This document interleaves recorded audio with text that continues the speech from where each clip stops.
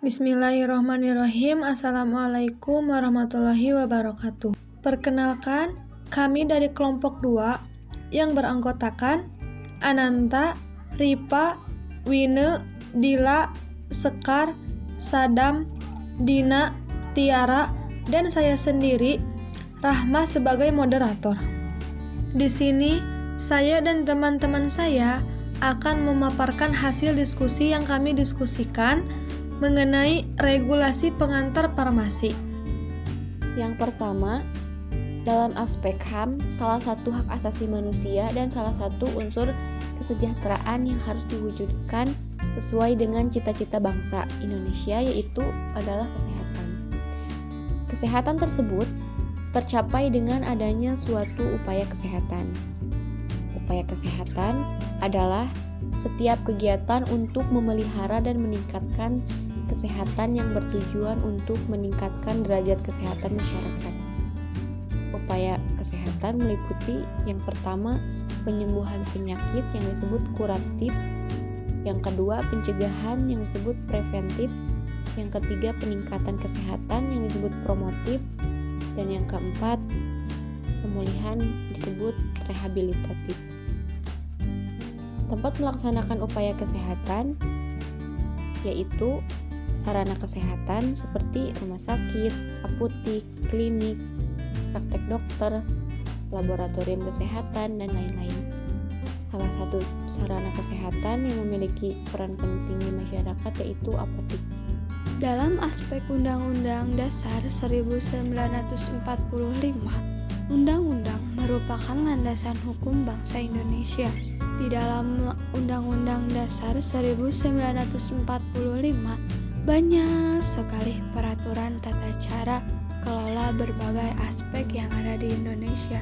Sebagai contohnya yaitu tentang tatanan pemerintahan warga negara dan berbagai pekerjaan seperti dokter, PNS, dan lain sebagainya. Namun, di aspek farmasi baru sampai di titik rancangan undang-undang atau yang sering disebut dengan RUU. Rancangan undang-undang tersebut adalah rancangan undang-undang kefarmasian. RUU kefarmasian adalah sebuah rancangan undang-undang yang digunakan oleh Sivitas Kefarmasian untuk mengatur terkait dengan produk kefarmasian, SDM farmasi, pendidikan farmasi, lembaga-lembaga farmasi yang akan menjadi pengawas dan pelaksana organisasi profesi atau asosiasi perguruan tinggi farmasi, lembagaan farmasi, dan lain sebagainya. Rancangan undang-undang kefarmasian ini juga membahas mengenai larangan dan anjuran mengenai hal-hal yang diperolehkan barang dalam kefarmasian. Selanjutnya, tentang Undang-Undang 36 tahun 2009. Undang-undang ini membahas tentang kesehatan. Kesehatan adalah keadaan sehat baik secara fisik, mental, spiritual maupun sosial yang memungkinkan setiap orang untuk hidup produktif secara sosial dan ekonomis. Tidak hanya itu, undang-undang ini juga membahas tentang setiap farmasi, tenaga kesehatan, fasilitas pelayanan kesehatan, obat tradisional, teknologi kesehatan, alat kesehatan, perbekalan kesehatan, dan sumber daya di bidang kesehatan. Berikutnya adalah Undang-Undang Nomor 36 Tahun 2014. Undang-undang ini membahas tentang nakes atau tenaga kesehatan. Isi dari undang-undang ini meliputi tenaga kesehatan, asisten tenaga kesehatan, fasilitas pelayanan kesehatan, upaya kesehatan, kompetensi, uji kompetensi, sertifikat kompetensi, sertifikat profesi, registrasi, surat tanda registrasi, surat izin praktik, standar profesi, standar pelayanan profesi, standar prosedur operasional, Konsil Tenaga Kesehatan Indonesia, organisasi profesi, kategori masing-masing tenaga kesehatan, penerima pelayanan kesehatan, pemerintahan pusat, pemerintahan daerah, dan menteri.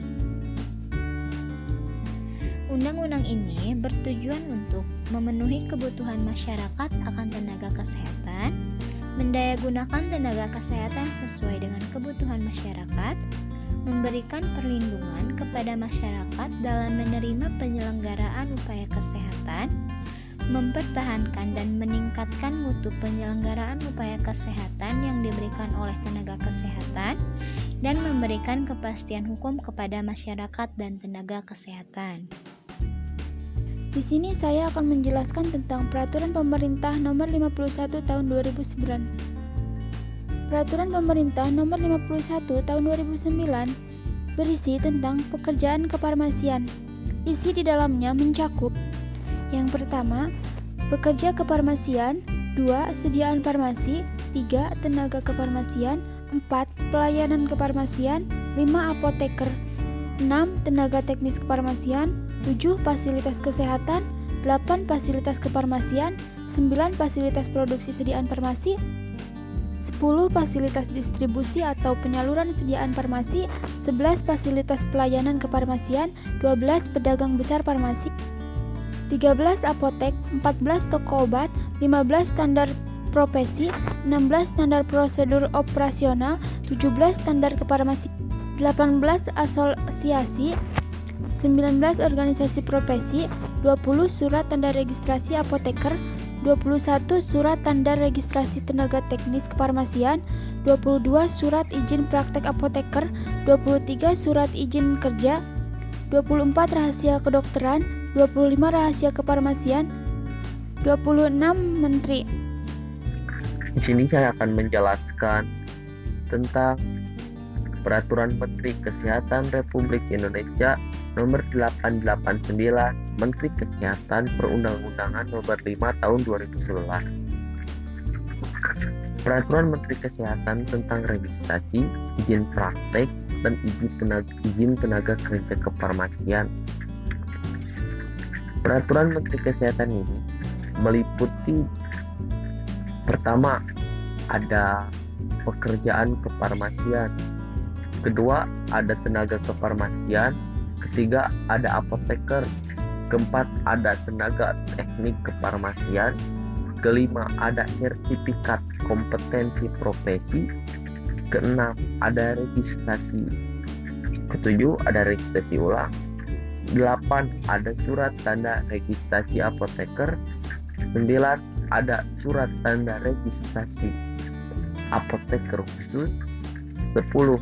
Ada surat tanda registrasi tenaga teknik kefarmasian; 11. Ada surat izin praktek apoteker; 12. Ada surat izin kerja apoteker; 13. Ada surat izin kerja tenaga teknik kefarmasian; 14. Ada Komite Farmasi Nasional. Dan selanjutnya ada organisasi profesi, Direktur Jenderal, kemudian di sini saya akan menjelaskan mengenai Peraturan Pemerintah Nomor 20 Tahun 1962. Peraturan Pemerintah Nomor 20 Tahun 1962 berisikan tentang lafal sumpah atau janji apoteker. Isi dari peraturan pemerintah ini adalah: 1. Sebelum seorang apoteker melakukan jabatannya, maka ia harus mengucapkan sumpah menurut cara agama yang dipeluknya, atau mengucapkan janji. Ucapan sumpah dimulai dengan kata-kata "Demi Allah" bagi mereka yang beragama Islam, dan sumpah untuk agama lain, pemakaian kata-kata "Demi Allah" disesuaikan dengan kebiasaan agama masing-masing. 2. Sumpah atau janji itu berbunyi sebagai berikut. 1. Saya akan membaktikan hidup saya guna kepentingan perikemanusiaan, terutama dalam bidang kesehatan. 2. Saya akan merahasiakan segala sesuatu yang saya ketahui karena pekerjaan saya dan keilmuan saya sebagai apoteker. 3. Sekalipun diancam, saya tidak akan mempergunakan pengetahuan kefarmasian saya untuk sesuatu yang bertentangan dengan hukum perikemanusiaan. 4. Saya akan menjalankan tugas saya dengan sebaik-baiknya, sesuai dengan martabat dan tradisi luhur jabatan kefarmasian.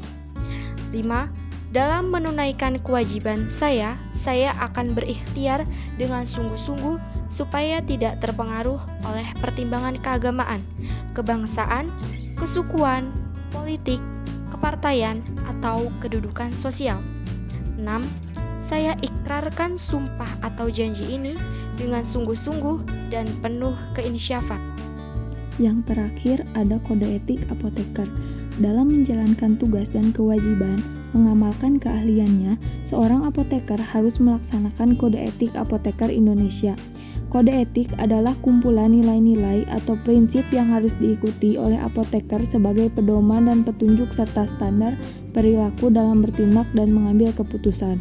Kode etik terdiri dari 5 bab dan 15 pasal dan mengatur 6 hal berikut. Di antaranya, yang pertama ada mukadimah, yaitu mengharapkan bimbingan Tuhan Yang Maha Esa dengan bersumpah atau dengan berjanji apoteker.